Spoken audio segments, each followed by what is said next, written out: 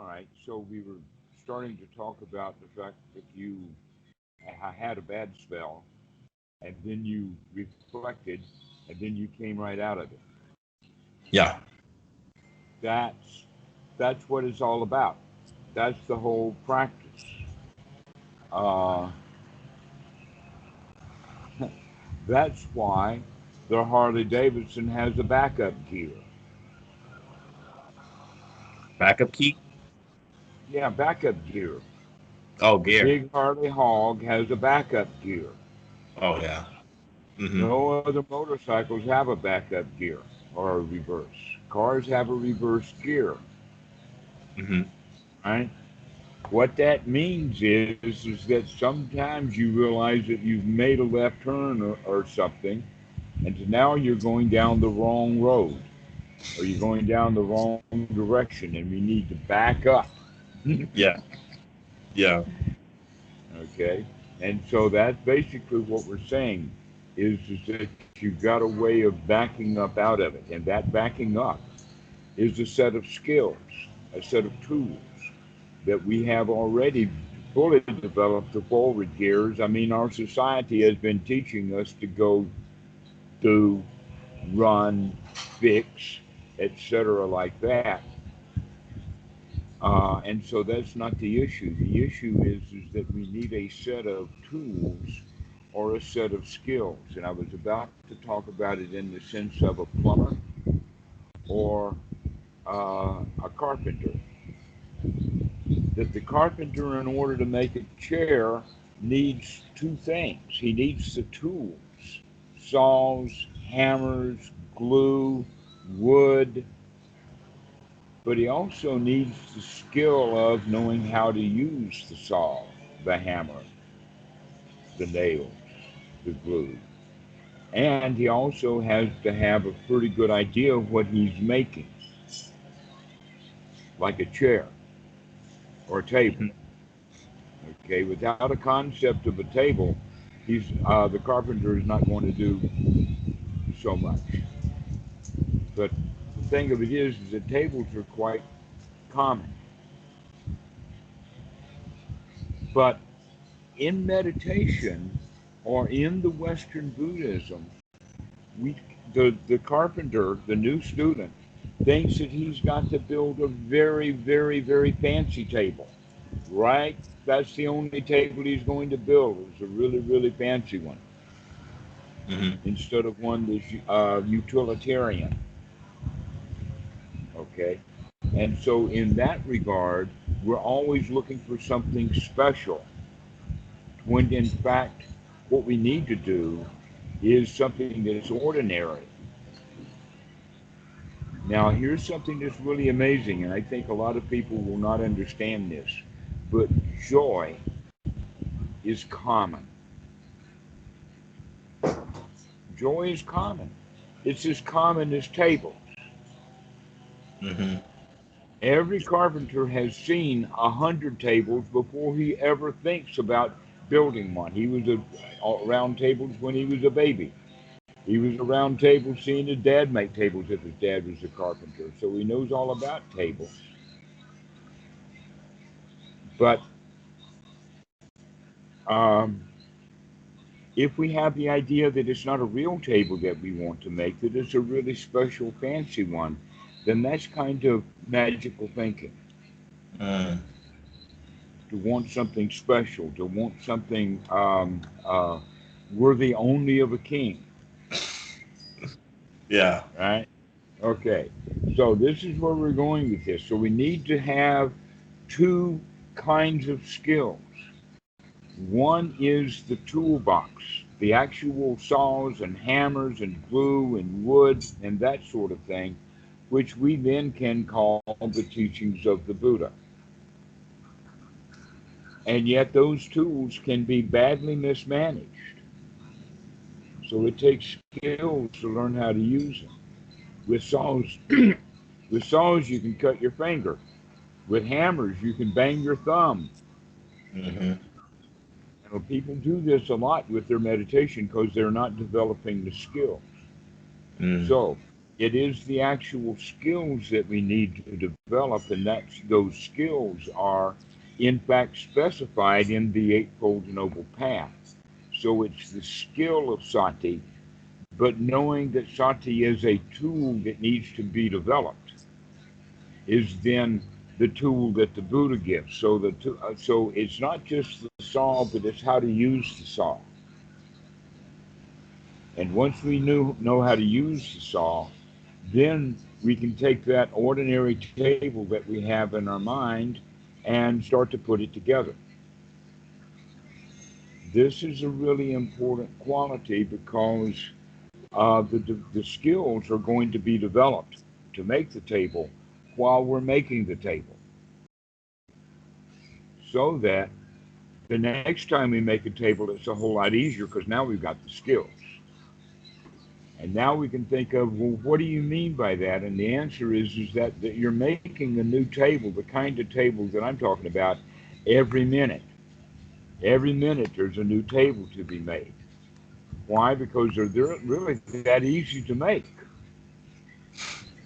Yeah. if you've got the skills and you've got the tools. Mm-hmm. But once you know that you've got the tools and the skills, and this is the part where we're coming to now, is that when you know that you've got the skills and you know that you've got the tools, then that gives you a kind of a confidence that you can build a table anytime you need one. Yeah. Mm-hmm. That's the important thing about the Buddhism. People get the idea of all day long or constantly or taking things as a long period of time um, instead of thinking about it at this moment. What's happening right now? Yeah. So what's happening right now, or in this present moment, we can have that confidence. Oh, I need the Dhamma right now. Let's build a table right now. And then we do it. Okay. And we keep doing that over and over again, and then we get that confidence going that I can do this. Now, taking this analogy that I'm building and put it back into the experience that you've had, when people have a bad day, if they don't have the tools and they don't have the skills, then they're kind of stuck with that bad day because they will keep repeating that bad day. Over and over and over again, they'll keep repeating that bad day.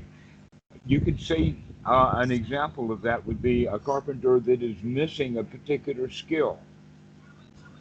Let us say that he's missing the skill of, do you know what I mean by dovetail? Uh, I mean, I've heard it. I think I've heard of it before, but not really. No. Okay, dovetail is when you take a flat piece of wood and carve holes in it like this. And then you take another piece of wood. And you want to put these two pieces of wood together, but the way the carpenter does it is like this Okay. because it cuts notches out. This is what's called dovetailing. If you Okay. don't have dovetailing in a chair, that chair will not be strong enough. If you sit down in it, it's going to collapse. And that's what keeps happening with people over and over and over again in meditation is they think they've got the chair made, but they didn't do it correctly. And so when they sit down on it, it falls apart. Mm. You can't take the weight. So this is one of the skills that we're talking about is that we have to develop not just the appearance of the table or the appearance of the chair, but we have to put in the dove work, the dovetailing that's needed to give it strength. Okay. Okay, What does you this? see this? You go around the house, this a wooden house, and you'll see evidence of that all over the place. Yeah. So Okay, are you the saying way, like? for instance, that they'll take a tuba cord that's like this, and they'll cut it down like that to put something here. That's the kind of dovetailing. Okay. Hmm. Why am I talking about this? Well, we're actually talking about the skills that need to be developed in the sense of keep coming back and keep coming back and keep coming back over and over and over again. A lot of people think that if I've got a saw in my tool chest, that means that I have to be using the saw all the time. So I keep cutting and keep cutting and keep cutting and keep cutting. And that's not the way that we do meditation. You're not ever going to get any dovetails if you keep cutting something straight. Rather, what you have to do is you have to start putting notches in place to give it strength. Okay? What then, that means that we have to stop the cut and then cut over here. And after we do that cut, then we take the hammer and a chisel and we'll knock that piece out. And then we'll go someplace else and do a cut here and a cut there. And then we'll take another hammer and chisel and cut that piece out. And so now you've got a notch in there. You see what I'm talking about? This means that we have to use the tools in combination, that we can't just pick up one tool and keep using it and keep using it and keep using it. There's a whole set of skills that we need in order to get the job done. And so in that regard, you could say uh, that the beginning meditator thinks that there's not enough tools to get the job done, or that they try to overuse those same tools over and over and over again.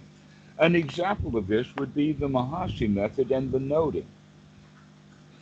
That we can't just keep noting, we also have to take that hammer and that chisel and knock that piece out. Hmm. Okay? Okay. And so we begin to create an absence of things. What is the absence that we're creating? Is you can think of it as the notch, but you can also think of that as in this mind moment, we are notching out or cutting out that particular thought, that dukkha. And then we're going to fit it so that things fit together. And so what we're getting at here is there are several tools that we need. We need the hammer, we need the chisel, we need the saw, and we need to know what we're doing. In that regard, in Anapanasati, we need quite a number of tools. Okay, we need the tool of the body, we need the tool of the feelings, we need the tool of the mind, we need the tool of the mind's objects. And in this case, you can think of that the mind's objects is actually the wood that we're going to cut on to make the table. Okay. Okay, that's an interesting way of looking at it. Is that so? The tools that we need means that we have to take and notch this thing out so that things will fit together in a way that has strength behind it. Two pieces of wood sitting together like that, there's no vertical strength. They only have strength this way. But if you notch it, now it will have strength this way. So when this is pulled down, this will come down also. It won't break.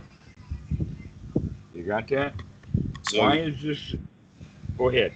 you're saying that we need the instead of just one part of I don't know what the one thing that you would keep hammering at, I guess, like in terms of noting, yeah, like if you were just to keep noting, then you wouldn't develop the skill. But if you, like you said, the four factors of mindfulness, sort of the mind objects, the body, and the feelings, if you need to develop all of those are your different tools that you need to develop. That's what you're saying? Yes, we need to develop all of the skills or all of the tools to use them at the right time. And the Buddha had a statement that gets well propagated in the suttas.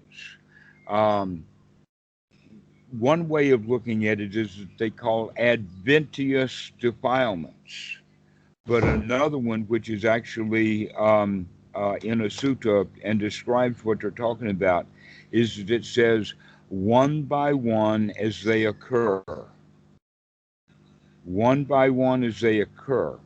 And a lot of students think that, oh, they have to have an object of meditation rather than recognizing, no, that this is a skill to where we're developing a number of objects of meditation.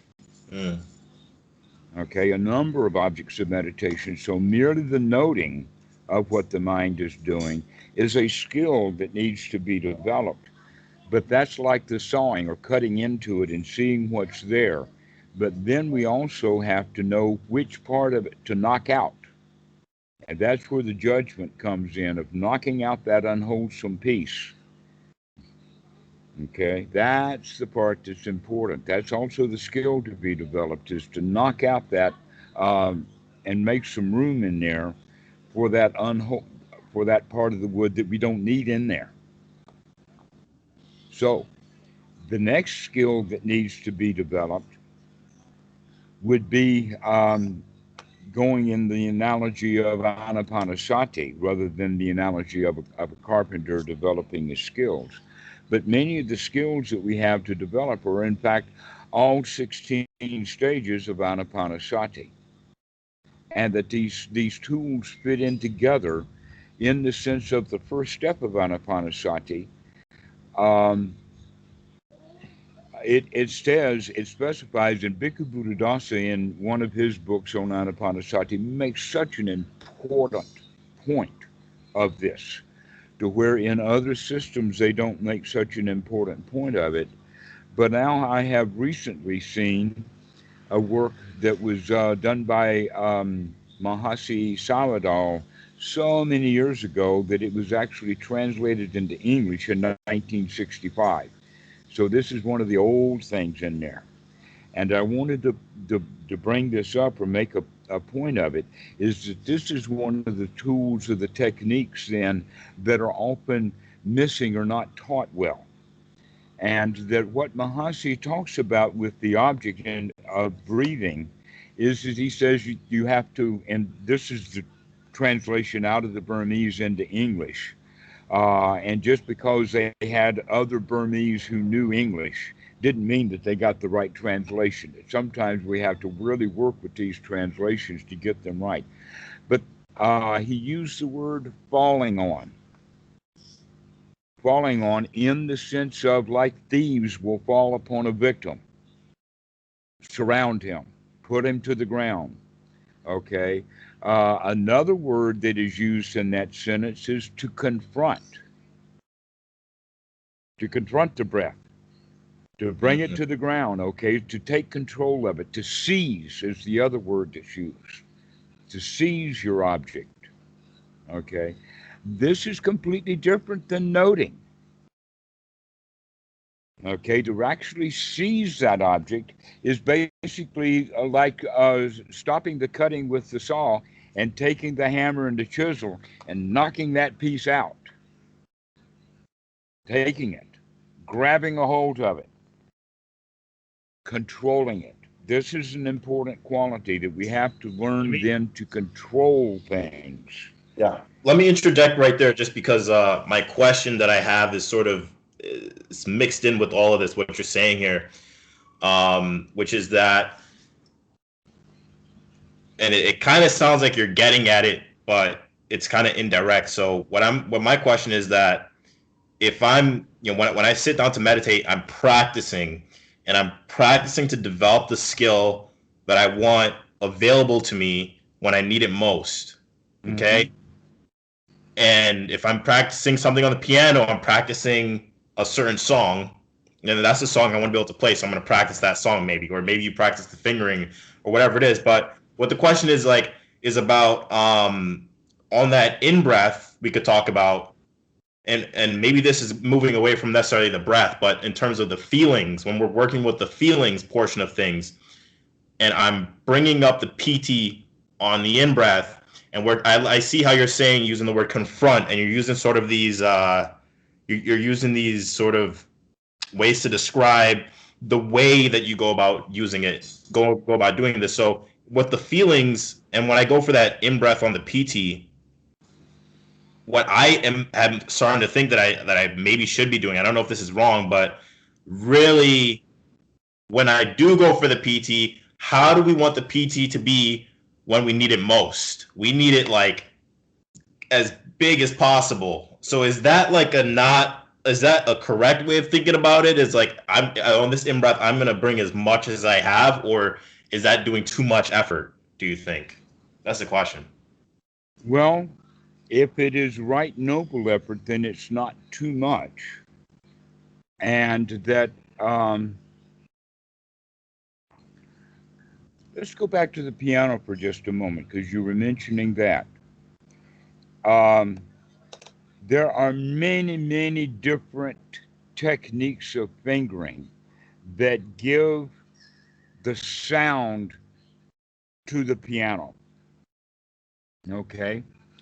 And that the music is noted for this. They have forte and pianissimo and all of that kind of stuff, right? So, how hard you hit the piano, how hard you strike the piano. Now, there are times when you are practicing a piece of music that you don't have completely. There's portions of it that the fingering is not good or that you haven't practiced it well. The way to practice that is to slow it down and still get every note hit correctly.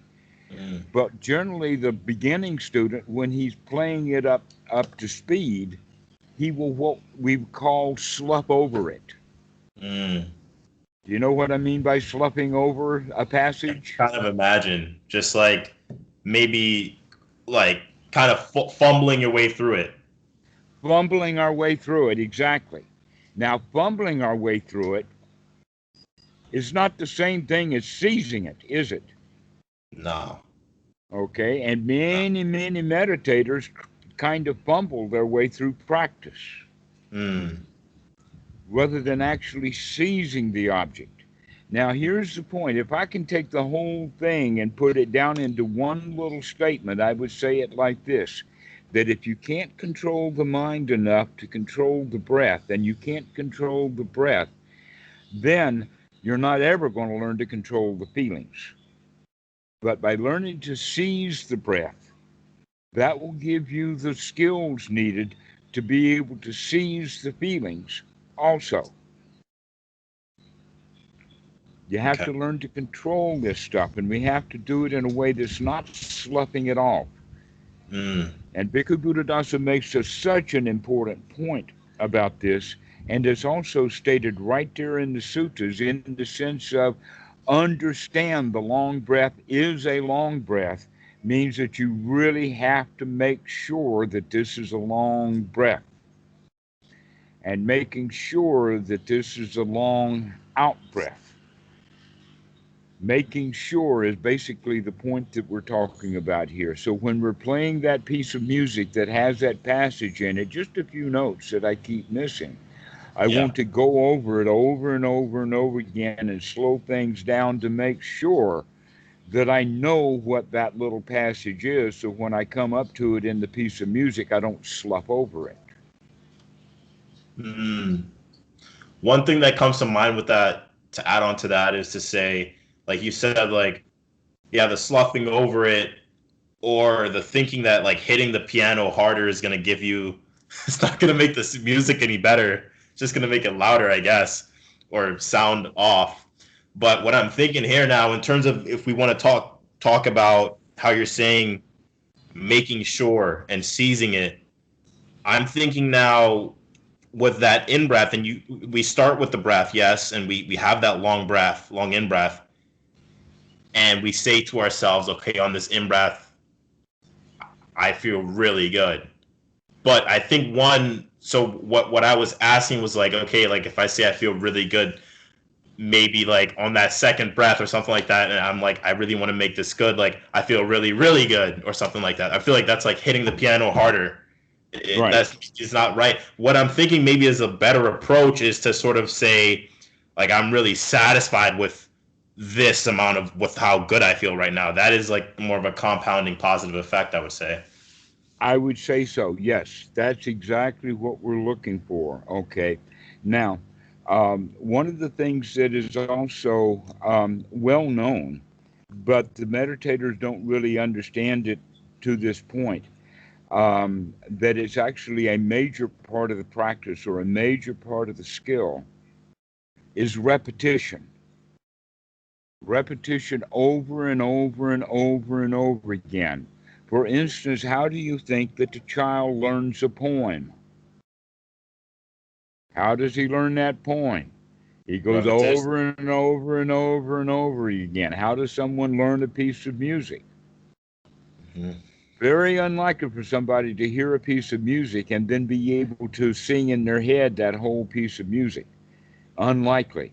But when we hear it over and over and over and over again, then that piece of music um, will sink in, basically. But there's one more point, and that is that each piece of music is repetitive. One way of repeating things over and over again is the refrain. You know what I mean by a refrain? No. Okay. The verse and then the refrain, and then the next verse, and then the refrain. And the refrain is often repeated over and over and over again. Um, Like a chorus? like the chorus, exactly. Okay. Hmm. But other pieces of music, we use repetition inside the measure. And I can give you lots of examples of that. The two that I'm thinking about now that I'm using as examples for the students is Beethoven's Fifth Symphony and The Girl from Ipanema. They probably couldn't be radically different. And yet, one thing that they have in common is this one thing. Look at Beethoven's Symphony, the first movement is da da da da, da da da da, da da da da da da da da da da da da da da da da da da. You hear that same thing repeated over and over and over again. Not only that, but it's very interesting that it has tension, tension, tension, resolution. Da da da is the tension. Da is the resolution. Da da da da. Okay, so we have tension and resolution and tension and resolution, and that gives the cycle over and over and over again. The repetitiveness of the tension, resolution, tension, resolution. Yeah. Yep. So you can hear that in the girl to Ipanema. Da da da da da da da da da da da da da da da. You hear that repetition and also the resolution, coming back to the resolution over and over and over again. This is what we also want to do with our practice of meditation is this repeatedness of it over and over and over again. This is where we actually build sati. Mm. So is with each in breath, we seize that breath. And with each out breath, we seize that out breath. Mm. Over and over and over and over again. And that's what that repetition and that cycle of in and out and seizing the in breath and seizing the out breath um, is very much like hitting those notes. Uh, like in the girl of Ipanema is da da da da da da da da da da da da da da. You hear that over and over again of that syncopation, very different from almost backwards. Da da Hmm. da da, and yet in the girl in Ipanema is da da da da da da da. You hear it kind of upside down, and yet it's got the same quality to it of constantly over and over and over and over again. This repetitive quality, and yet is what we're looking for, and yet the students keep thinking that it's supposed to get deeper, that this breath is good, the next breath's got to be better, the next breath's got to be better. And now we're working on better and not working on watching the breathing. You can see that subtle shift that's happened in the mind. Working So, on, yeah. I'm just trying to get that part. Um, we want to like my question about trying to make the joy bigger instead of getting the remembering down of the breath. Is that what you're saying? Kind of. right, trying to make the joy bigger means that subtly this joy is not good enough. Yeah. instead of just letting this joy be the joy that you were looking for. You struck it, you seized it, you got it. Let's do that Yeah. again. Let's do that again. Let's do that again. This is the quality that we're looking for, not a gradual improvement at all, because you've already got everything. As much as you Yeah. needed, as much as you wanted, there it is. Wow. Okay? It's almost like the musician looking for the perfect note. Hmm. Can what is the perfect note? The answer is that notes are not perfect. They're in relationship merely to other notes or other mind moments. So looking for a particular spectacular mind moment or some high point is dangerous for meditators. It's Why? like suffering. Because if they don't get that high point, now they're suffering because they don't get what they want. If they Yeah. do get that high point, they'll have it for a short time, and then when they lose it, because they definitely will, then they'll pine for it and try to make it back again. Mm-hmm. This is the part that makes the whole idea of uh, progress or going someplace. Really, the important progress that we're making is, can we keep walking? That's the Yeah. point. Can we keep walking? Not that this step is a powerful, important step. Yeah. Right. Yeah, that makes sense. I mean, I'm just thinking, I'm just internalizing that right now, just in terms of like, can we keep? But it's not only the can we keep walking though, right? It's also can we keep walking, and this next step is gonna be a good step. But not that it's an important step, but it's not, we're not stepping in If shit. you watch where you put that foot, the Yeah. likelihood of it being a pretty good step is much higher than if you're not watching where you're going.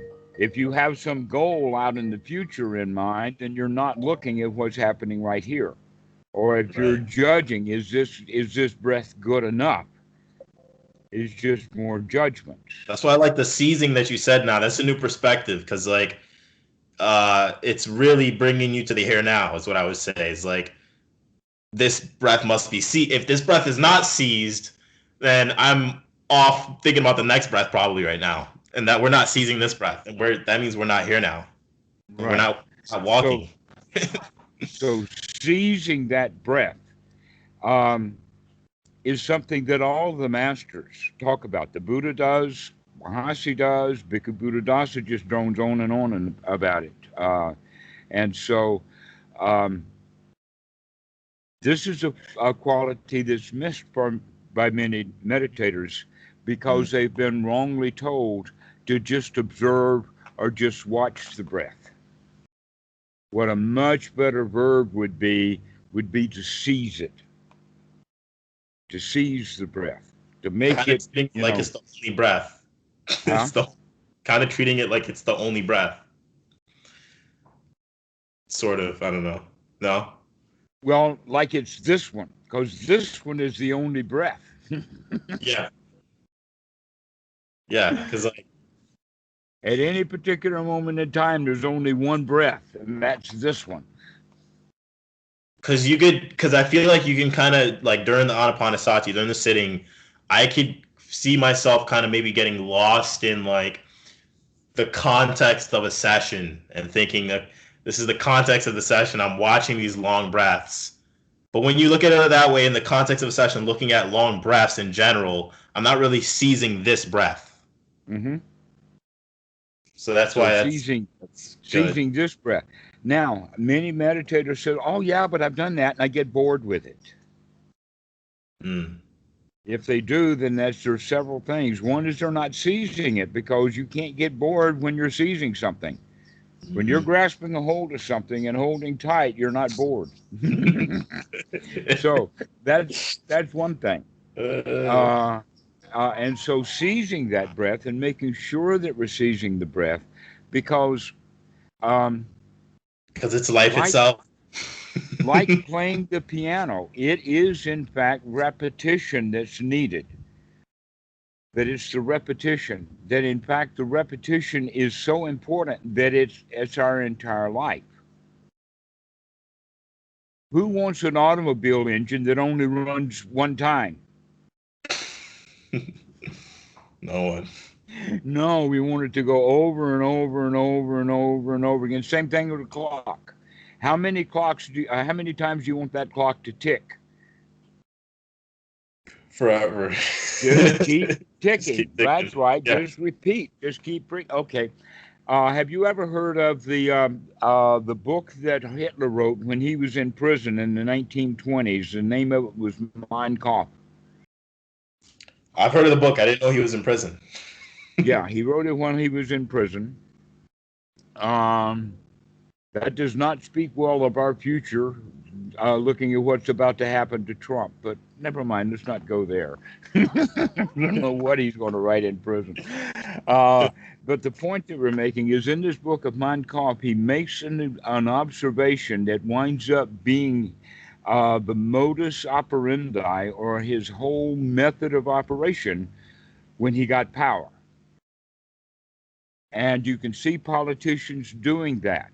And that is that they keep repeating the same thing over and over again. So what Hitler actually said in Mein Kampf is that if you repeat a lie often enough, over and over enough, people will begin to believe it, even when they knew it was a lie in the first place.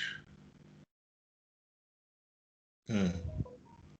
And there's a mechanism inside the human brain that makes that possible.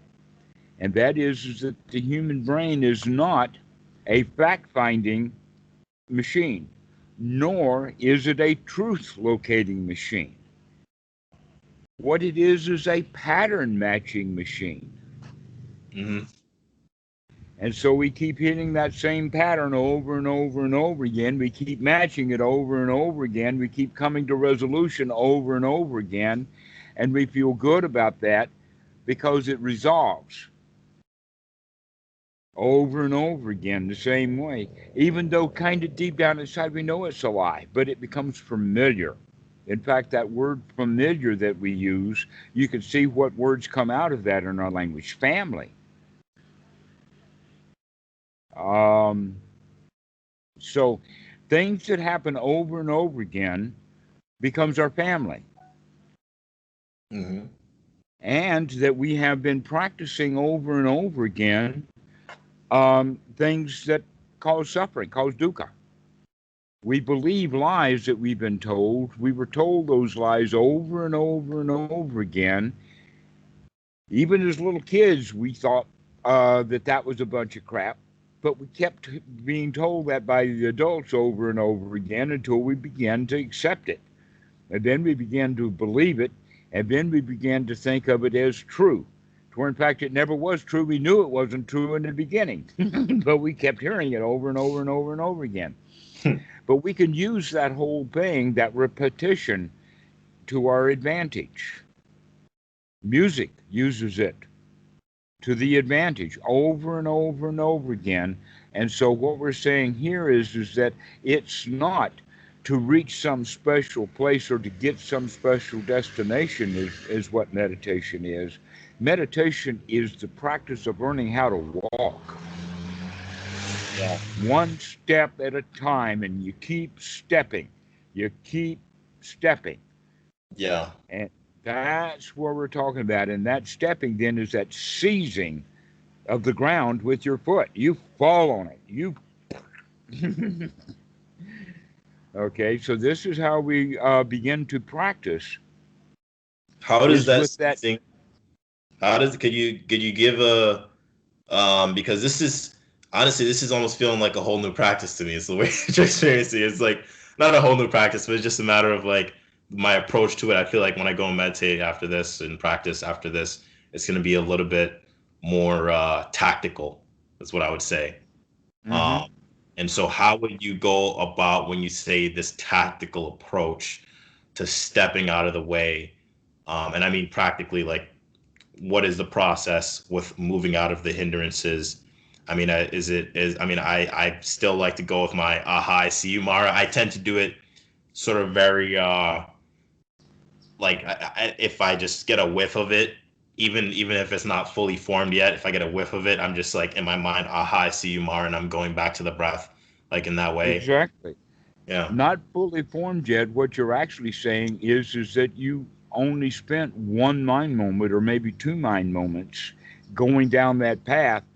And then you says, wait a minute, I see you, Myra. That's your backup gear. You start down that thought sequence and then you stop and you back up. All Yeah. right. Or you say, aha, I see you, Myra.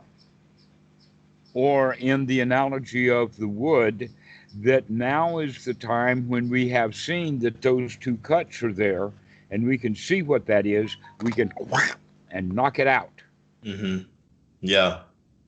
Okay. Okay. Yeah. Now there's two kinds of dovetails. One is a square dovetail and the other one is a triangular dovetail. What we mean by a square dovetail is that the wood is cut square and then knocked out. And then another cut is square and knocked out. But a triangle means is that when you cut that, the long piece of wood is here, I'm going to make two cuts like this and then knock that triangle out. Mm-hmm. And then when I do that with another piece of wood, then it's not just interlocking, but it's really grabbing hold. So now it has strength coming this way as well as vertical strength. And those two pieces of wood are really joined. Okay, the reason that we're talking about this is because we have to know that this thought is a hindered thought. We have to know that that's the part that needs to be knocked out. Mm.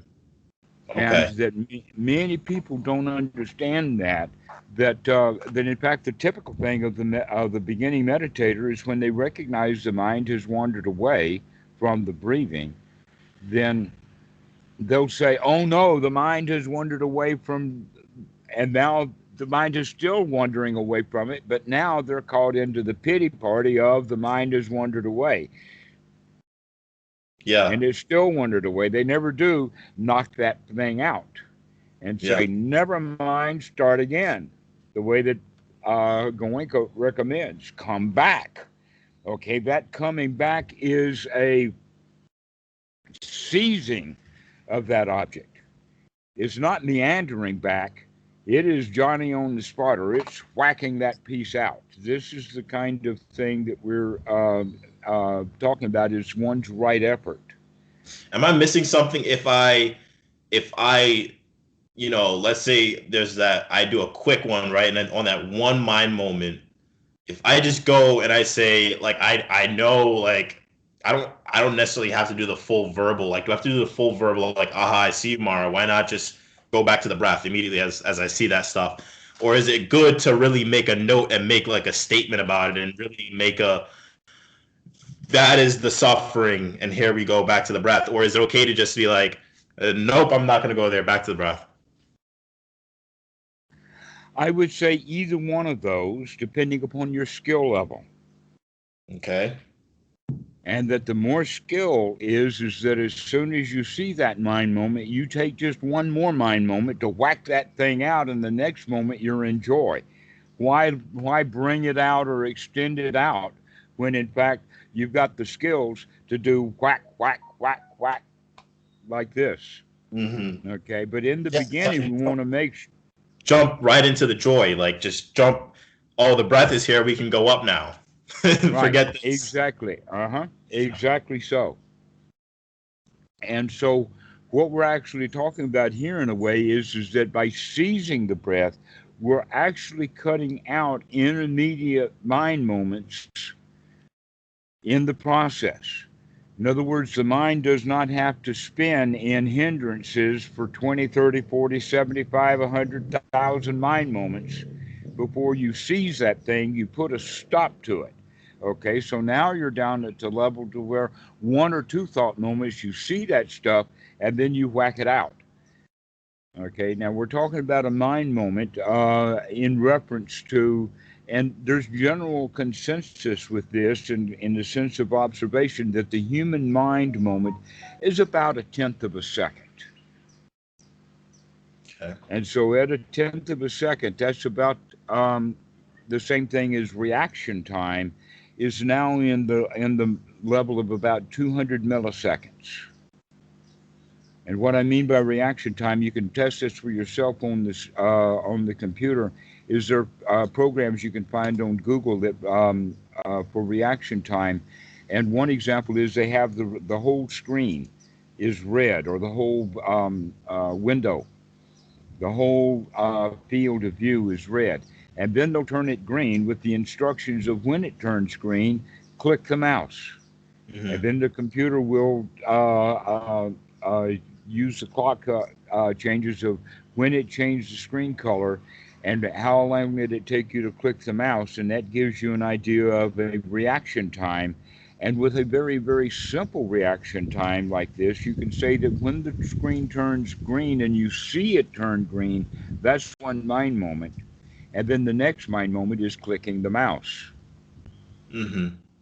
Now, Yep. it's very complicated. It may take more than that. This is one of the things that they do with SWAT team and military training is that they will put the military people into a situation, then have screens come up, and they have to make the determination, is that friend or foe? Is this dangerous? In other words, you can't, with the reaction time, if the screen turns from red to blue, that's not the time to click the mouse. And so Yeah. if it goes from red to either green or blue, it's going to take you 3 mind moments to figure out before you click that mouse. You see what I'm talking about? I'm thinking of, I can't help but share this. You're gonna laugh, but like this morning I was very determined to not think about a certain thing that was on my to not do list. And during Uh my huh. first meditation session, I remember. I mean, I'm just like getting warmed up here, right? I mean, I remember just the thought came up, and I kind of reacted so quickly to it. I kind of like jumped in my seat. I was like, "Get out of that! Get away Hmm. from me!" That's the seizing. You jumped on that one. That's exactly what we're talking about. Ah, I see you. Yeah, yeah, To seize the breath, or to seize these mind moments and recognize, yeah, I got you. I see that. Or in the analogy of the carpenter, once we get that dovetail thing, we have to take that chisel with that hammer and whack, pull that thing out. yep, This is the practice, and when we get that practice as a skill developed, then we know that we can do that. We know that every time when we get that saw cut down to that same, now it's time to let the saw down and to whack that thing and to pull that piece out. okay. So So there are let's. going to be wholesome thoughts and unwholesome thoughts, and wholesome thoughts and unwholesome thoughts. So we want to wind up with it like this. Rather than a solid sheet of thoughts, there's going to be thoughts that are going to be removed. Mm-hmm. Yeah. They're going to be Okay. cut out. And that we do that also by seizing the breath, by controlling the breath. So we want to make sure that this is a long breath. We're going to Mm, seize it and make sure that it's a long breath. We're going to yeah. seize it and make sure that it's a long in breath. And we're going to seize it and make sure that it's a long out breath. This is now the repetition that we were talking about before, is the repetition of sati. That point of not just being mindful of the breath, but in fact seizing it and say, this is going to be a long breath. This is a long breath. That's the Yeah. difference that these ancient monks and the Buddha are talking about, is that it's not a passive mindfulness. It's a very, very powerful mindfulness in the sense that it seizes the object, it grabs hold of it, and then it grabs the next object. But it's okay to have that when we say seizing, it's still okay to do have that you could have that long breath seized in a very small amount of mind moments, and then you have the entire length of the breath to seize other things, right? A whole lot of other things to be seized, exactly. Yeah. But in that mind moment, we want to make sure, see, we don't have to spend the entire time on that long breath. We've already made sure that it was going to be a long breath. Mm-hmm.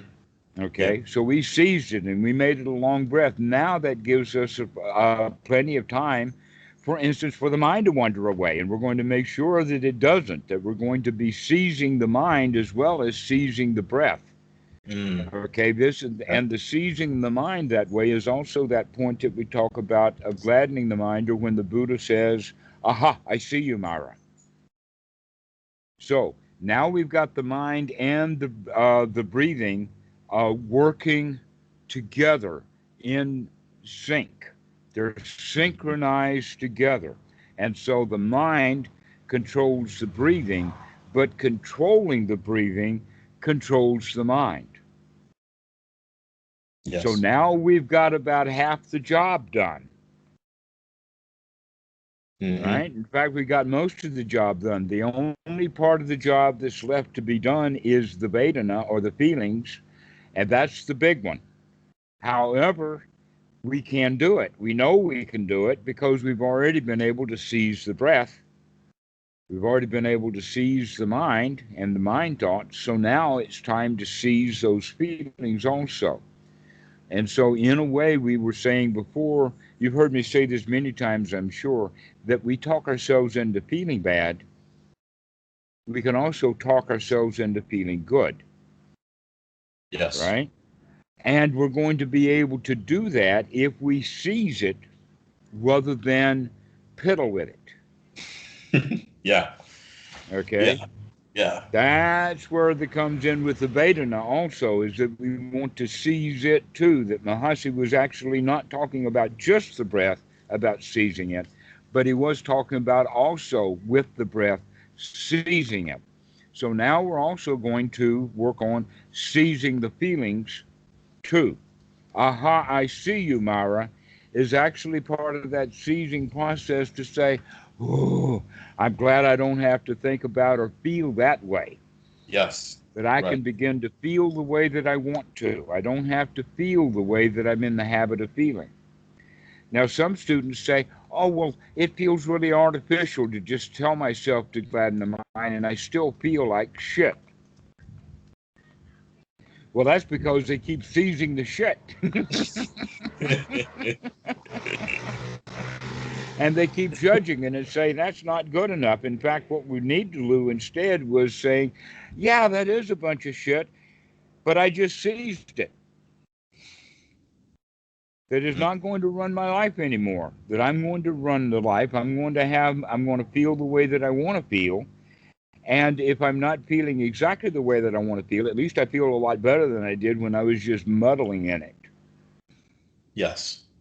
Okay, that I'm actually making the intention to seize the breath, to seize the mind in the sense of seizing the breath, to making sure that you seize that breath is actually the mind. That's a funny thing, but you can't seize the Yeah. breath without the mind. Right. And otherwise, it's going to go back to the normal breathing, which is controlled by the reptilian brain, which is way in the back. That's a very, very primitive part of the brain, is that breathing apparatus. But we're going to bring it up to the frontal part. We're going to make sure that we seize the breath. That's actually waking up the frontal cortex. So let me ask you a quick question here. So, in terms of seizing, I'm just thinking about this right now. You come in. I mean, if we could just talk through it. I come in. I take that first few mind moments to really establish and seize. I feel like establish is a good word to use, maybe too. Establish this is a long breath. Mm-hmm. Seize that this is a long breath, and then on that, the next few mind moments, what I'm typically trying to do is now I might even say like on this long breath, everything is so wonderful or something like that. Um, Mm-hmm. or however I can go about, I guess, seizing a really wholesome thought. Exactly so. Yeah. And a very good wholesome thought would be the thought of, wow, what a relief. Mm-hmm. Wow, this stuff works. wow, Yeah. I don't have to feel bad. Mm, That wow part, or aha, that's also the quality of the seizing it. yeah. You're right. Aha, I see you. Wow, I know what's going on. Okay, so we're putting that extra right effort into it. The wrong effort is, oh no. The wrong effort is, oh, I can't do this. This is hard work. No, it's not. This is joyful. And we're going to seize that joy. Yeah. Grab hold of it. That's pretty funny that you use the example of the thieves seizing the victim. Pardon?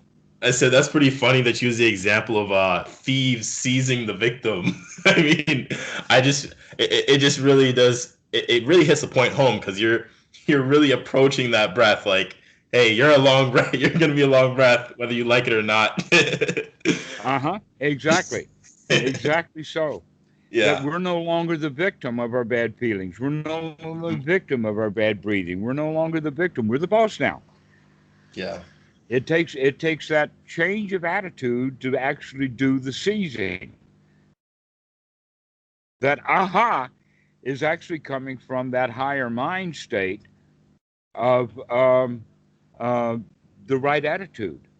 right, yeah, The wrong attitude is I can watch it, but it's doing its thing, and I don't have much power over my life or power over my breath, or I don't have any power over my feelings, and I got to go along to get along because otherwise, if I don't do what I'm told, something or someone's going to beat my ass. yeah. Okay, that's the whole victim's position, and we're practicing here on being the champion.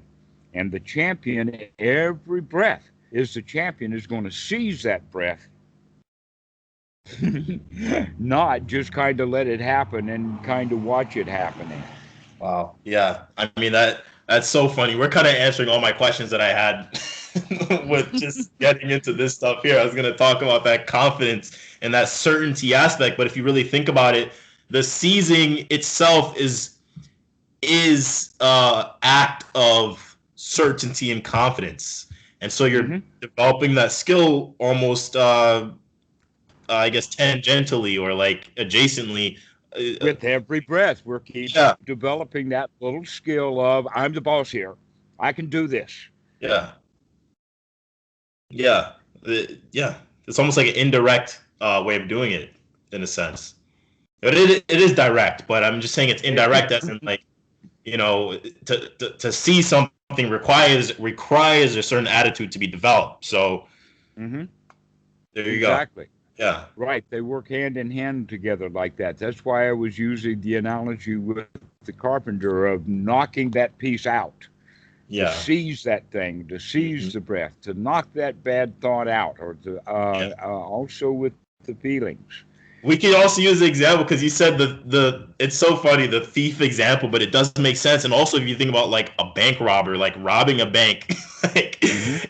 like you're not gonna ask for the money politely. Right. Exactly. Exactly. You're telling them to come up with that money right now. Right. Exactly. It's mine. I got it. All right. Yeah, Okay. exactly. Now, when we say it that way, we're still using conventional language. The whole point is that there's no me in there. That in fact, if there's the me, there's the victim. Mm, okay. That selfishness of that victim is subject to suffering. And so when we're talking about seizing the object, there's no self in there. There's merely the object and the seizing Mm, okay. and the Yeah. attitude of the seizing. And Yeah. there's no poor me in there. If there's anything, is that confidence, got it. Got this one. Got this one. Okay, that's the kind of attitude. And so this repetition of the sati, of every breath, knowing that it's an in breath, knowing that it's a long in breath, knowing that it's a long out breath, and these other things, that's one skill. The seizing of the breath, so the remembering to seize the breath and then the seizing of the breath are actually two different kinds of skills. But that seizing is also the quality of the investigation, to really take a look at it, to note it well. Okay, Hmm. that it's not a wishy-washy kind of noting, but it's I got you, aha, I see that. Yes. And so now we're looking at the fact that we've got a lot of different little skills that we're developing there. It's not just the skill of sawing wood, of the sati, but it's also the seizing of that object, knocking those unwholesome thoughts out, actually seizing the Vedana and say, you know, you are okay. You don't have to feel bad right now. Stop it. Feel good already. Yeah. Yeah. You can feel good. And that it's not a matter of feeling okay a little bit now and then next time I'll feel better. No, go ahead and seize then the satisfaction. That Seize in the moment. fact seizing the satisfaction will bring the satisfaction on. I am satisfied, period. I got it. Mhm. Yeah. Yes, because I think that sometimes I could get it. Well, maybe there's a little bit of truth to it because we did talk about one time about how it does take maybe a couple minutes to get into that relaxation sometimes. But I think sometimes it's easy to get carried away with like, okay, maybe the next breath I'll get a little bit better joy out of that one. But no, let's get it all right now. Right. This is good enough. This is good enough. I'm not worried about the Brex breath. It might be better or it might not be. That's not my business. The Yeah, future is not my thing. My thing is to grab this breath, to right. seize this one. Yes, yes. Okay. Yes, this is very, very valuable. This is going to be very helpful. I hope. Yes, when I ran across that in the Mahasi, I was said it was mind blowing. It was really Yeah, mind blowing because everything that I've heard about Mahasi didn't have this in there, and yet Mahasi was making a big point of it and yeah, using that word to confront, to seize, to fall on it. Just like when you're running, you know, every step is not just a placid foot, but when you're running, that every footstep digs right in with your toes, digs into the ground. right. That's the unremitting quality right there. You know? Hmm. Yeah, Exactly. training the unremittingness of that. The I training, mean, the seizing, it's, the unremittingness. I can do it. I can yeah, do it. Hmm. and it's not a Repeating weak. it over and over again. It's not a weak unremitting factor. It's like it's firing on all cylinders every time. Hmm. There you go. Right. Yeah. But each cylinder is not firing all the time. That's the quality that most meditators miss. Mm, That cylinder does not fire all the time. It only fires instantly, and then it waits for the next cycle, and then it's turned and it fires again.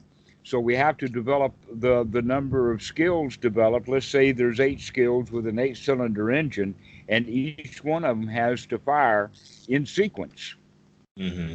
and yet no one, they've experimented with this forever, the automobile engine manufacturers, and what they do is they always pair cylinders so that when one is going up the other one is going down and things like this, so that they never go in 1, 2, 3, 4, 5, 6, 7, 8 order. The firing sequence is always like 2, 6, 3, 7, 4, 8, 1, 2.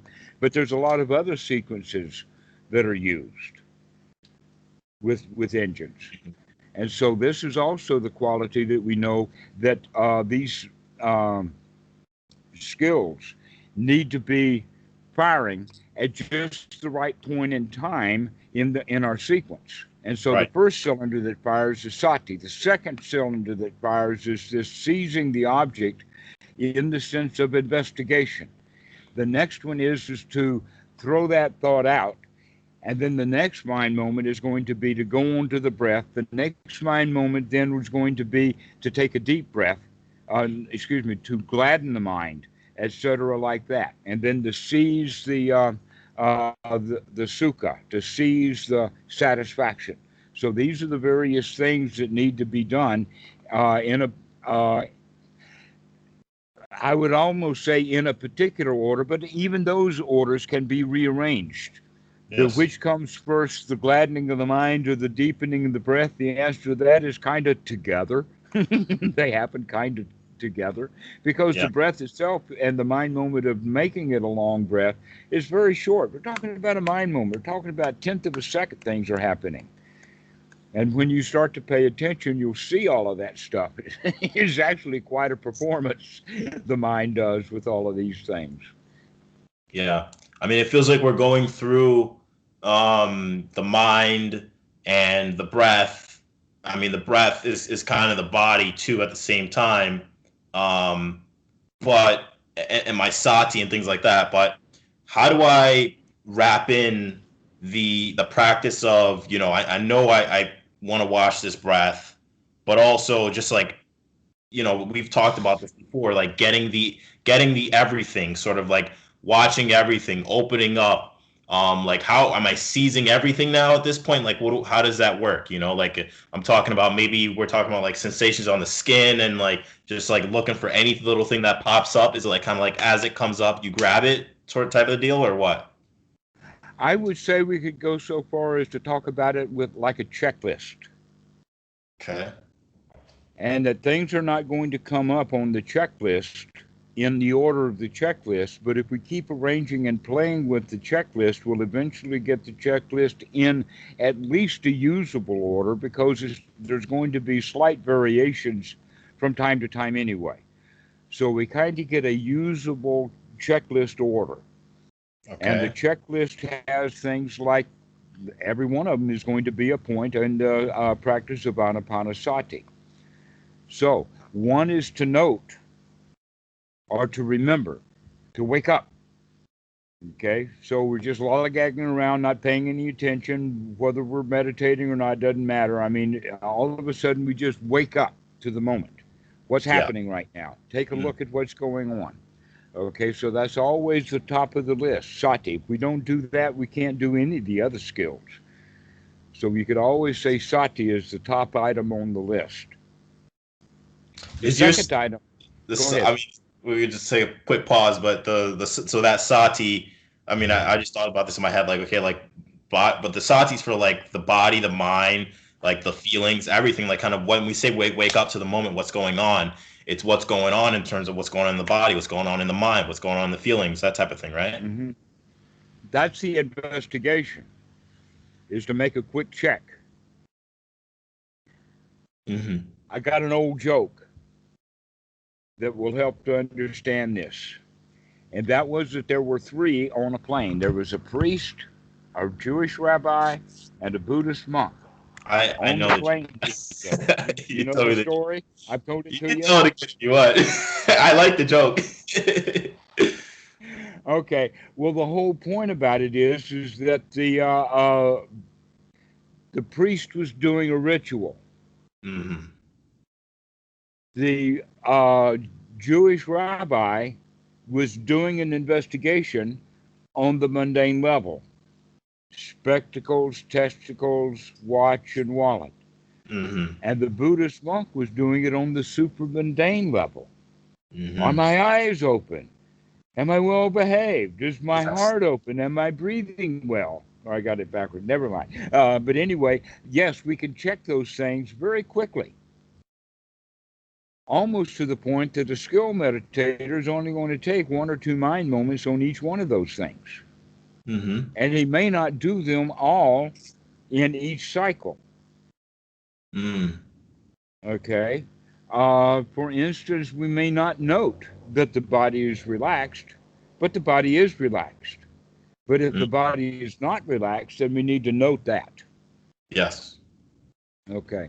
So we're not. So there's going to be holes in that list. That every time that we go down the list, we're maybe not going to check every item, and we may not check the items in the same thing. But it's still just a matter of checking off the items. Sati is wake up. Right effort. Right effort leads to seizing the breath, seizing the mind, throwing out the unwholesome objects, putting a wholesome object in the mind. But if you see throwing out the item, the unwholesome, and putting in the new can be done in one mind moment. Bad thought in this mind moment, good thought in this mind moment, tenth of a second later, right? Mhm. And so talking about throwing out, well, that happened between the mind moments somehow, because the next mind moment was not an unwholesome thought, it was a wholesome thought. Mhm. Okay, Yep. why? Because I seized it, and that wholesome thought, that new wholesome thought, is in fact knocking out the old unwholesome possible sequence of thought after thought after thought after thought after thought, and then wake up and say, whack! I throw that out. Mm. Yep. And so now we're going through the sequence. We throw that out, we put a new wholesome thought in, and from my own experience, the breath, that long breath, seems to come about that same time. Mm. One or two mind moments later, I mean, they just work so quickly together that throwing that thought out and taking a deep breath happen together. Mm. Okay. Yeah. Okay. And we seize it. We grab hold of it. It's almost like here's an example. It happens from time to time. A coffee cup will get knocked over, or something will fall, and you just happen to be in the frame of mind that you saw it, and you can catch it in midair. Mhm. Right? That's what we're talking about. How many mind moments did, when you see that cup fall, how many mind moments did it take before you actually held that cup in your hand? A few. Not many, just a few. Yeah. Just a Yeah. few. As soon as you saw it, you also had the thought moment, I can catch this somehow. And then the arm goes out and grasp it. Mhm. Okay? Yep. That's the kind of thing that we're talking about that we can do as soon as you see the mind fall over, as soon as you see that cup fall or that bottle of water fall off the table. You grab it. Yeah. Yep. That's the practice. There you go. Uh I huh. mean, and that is that's great. That's a great analogy because you're saving that cup is like your feelings right there that you're saving. You're catching that stuff. Exactly, Well, because that's what you actually the real point of it is that that's your feelings. Your feelings just fell over. The thought gave you a kick. So the bad thought, the unwholesome thought, is actually what is making the cup fall. And so hmm, grabbing that thing, it's the um, karma. the action, Yes. exactly. And now we're So gonna I'm stop glad, that action. We're gonna grab that cup. Karma to end all karma. right? We're going to stop that action, and we're going to gladden the mind, and so that we can think of the next mind moment. Then is to firmly plant that cup back on the surface, back on the table, and that would be the grabbing of the sukha. I am satisfied. That cup is safe now. It didn't fall. Mm, And with that satisfaction then comes relief. And with that relief then comes the relaxation of the body. And you can see that kind of in that out breath. mm. So we're talking about the in breath and then the out breath. And by the time we get that out breath, which is only a couple of 3 seconds later, there's been what now 20 or 30 mind moments. And by that time, we're in relaxation. And so we practice that little sequence over and over and over and over and over again until we get quite expert at it. We get fast. Yeah. But if we want a special event, then we're wanting something, and that's the subtle dukkha that's in the mind that the students don't see. Yeah. Wanting something. Mm. And if we want something, then we're dissatisfied already. And so practicing that seizing of I'm satisfied. This is good enough. Yes, because it seems like to me if you seize and if you to do the opposite of the seizing invites the piddling. And I think that the piddling is like hoping that like if I smash a couple of these keys on the keyboard, it'll sound okay.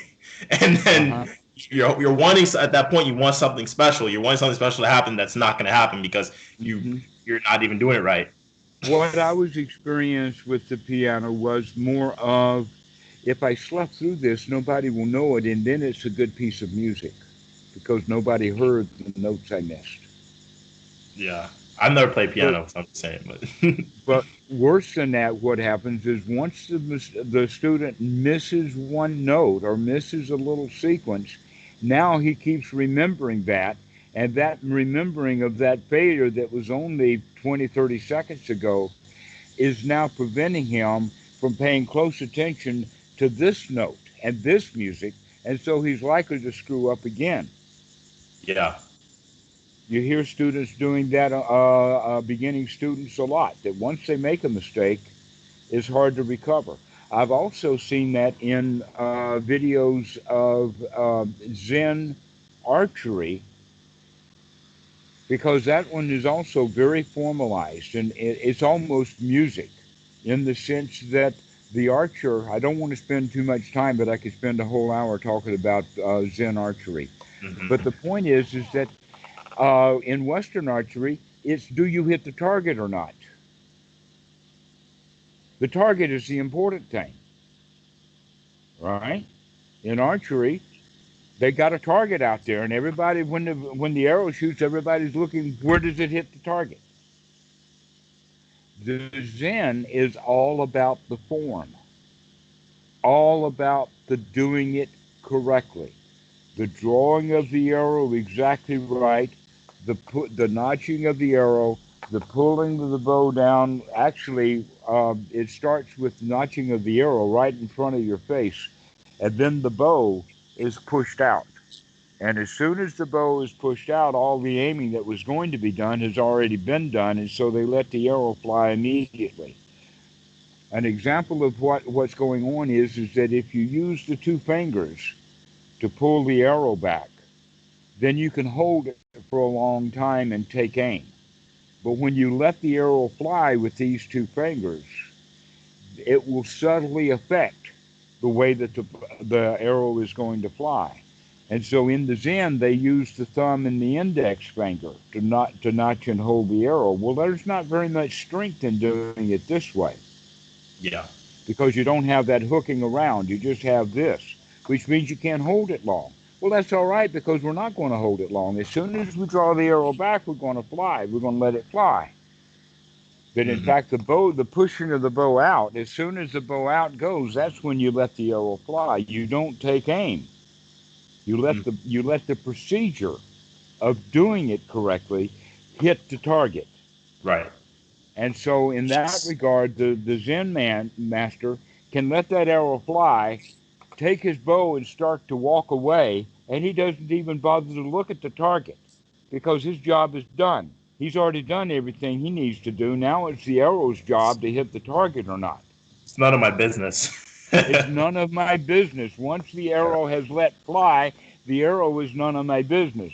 The Yeah. arrow has its own trajectory now, and it's going to deal with the wind and deal with whatever it has to deal with and do its thing.